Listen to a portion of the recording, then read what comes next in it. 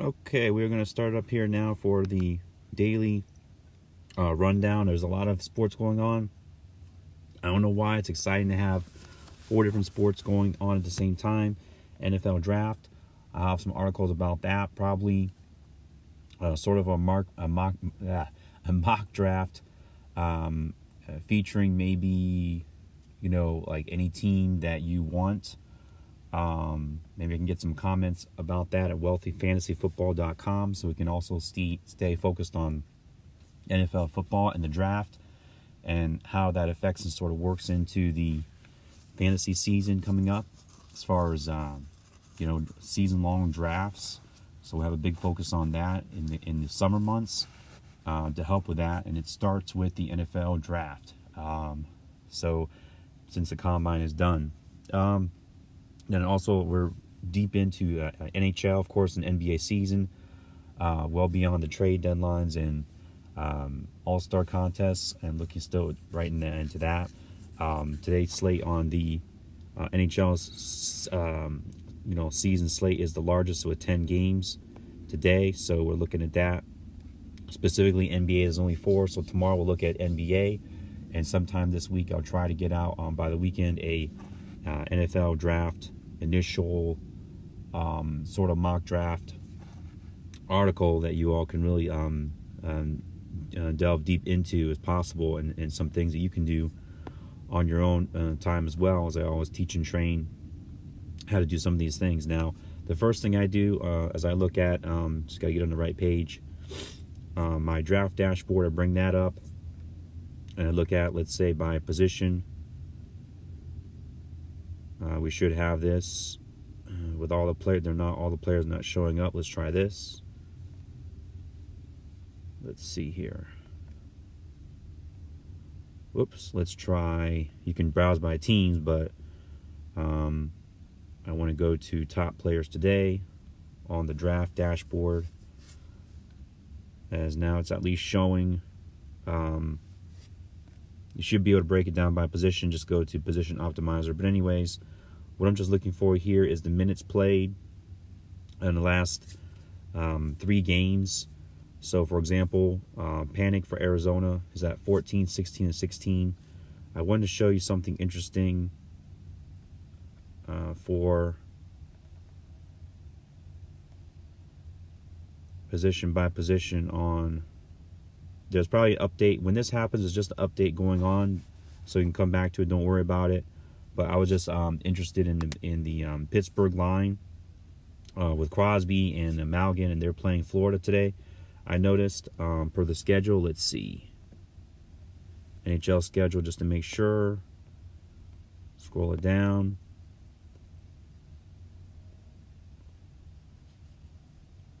Well, in the meantime, here it is. Today, yeah. Okay, so Panthers at Penguins.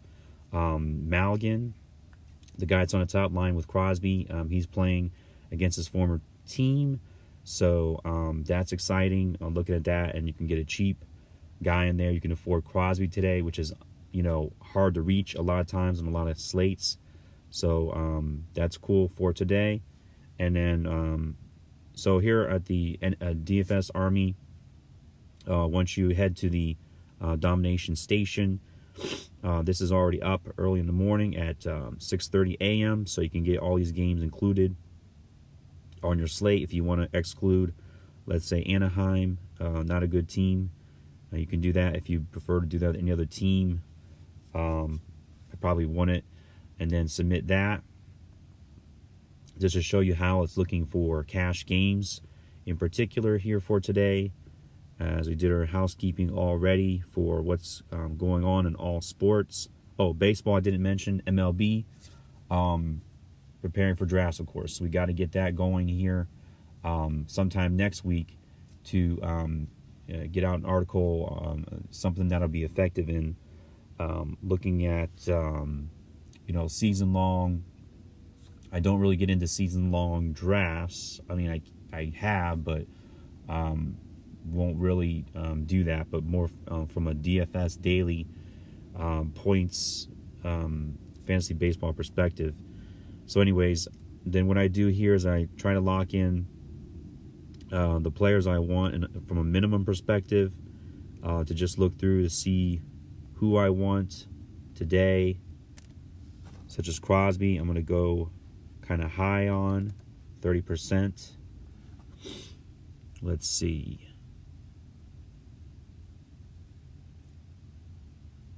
The Arizona goalie, he's good right now and probably cheap as well. Can't see the price here, but we'll find out. And then let's see. Another player who's on the rise, perhaps.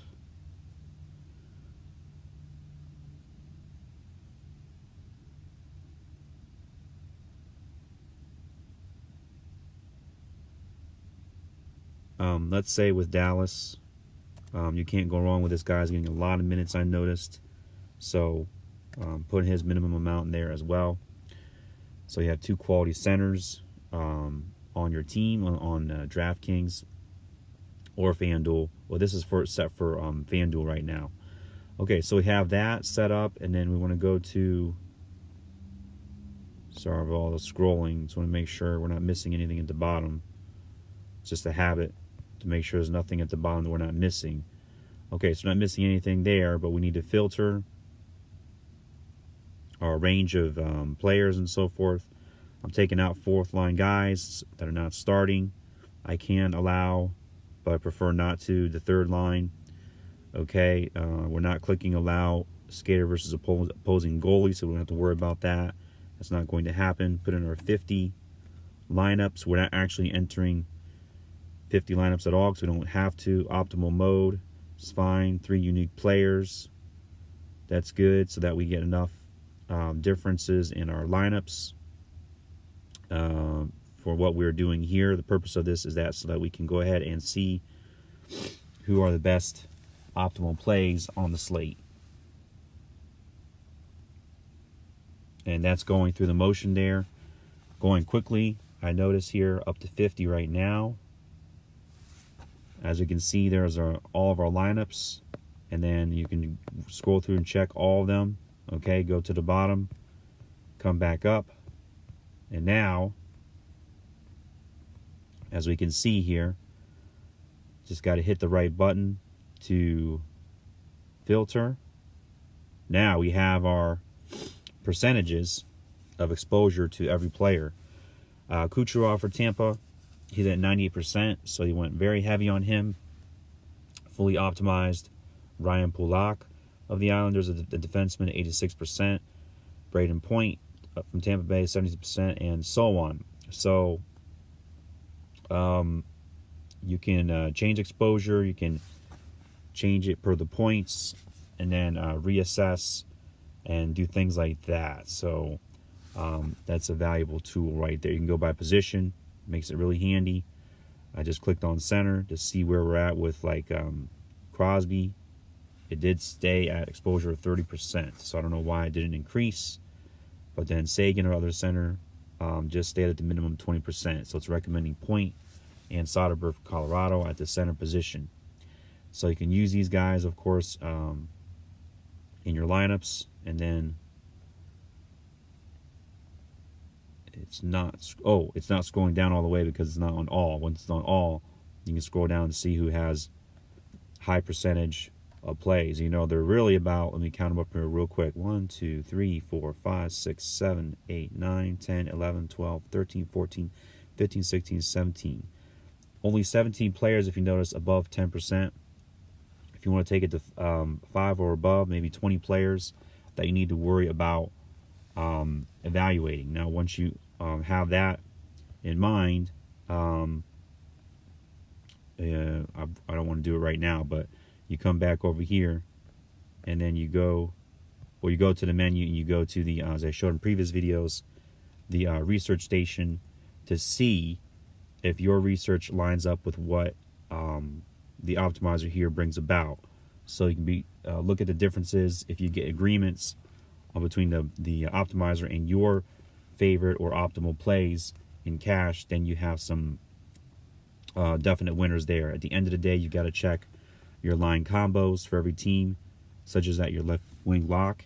Make sure that your players have the demographic that you want, first or second line, and preferred first power play on their NHL starting lineups for every team. All right, that's what you have here.